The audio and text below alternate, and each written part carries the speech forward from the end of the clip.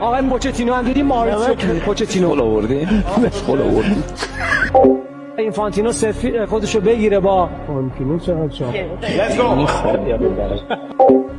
فانتینو تاریخ ایران و تا هخامنشیان نمیدونم همه اینا رو شاید اطلاعات کسی مثل این فانتینو از تاریخ ما بهتر از خیلی از ماها باشه. خیلی علاقه به ایران داشت و همیشه از ایران با احترام صحبت میکرد. خیلی آدم خوشمشرب، باحال، رشته حقوق خونده تو دانشگاه فرایبورگ آلمان، به چند زبان روز دنیا مسلط، انگلیسی، عربی، پرتغالی، ایتالیایی، اسپانیایی، آلمانی، فرانسه. خیلی آدم با روابط عمومی بالایی. میبینین آدمی که به اینجا میرسه مطمئنن خیلی سختی ها بود.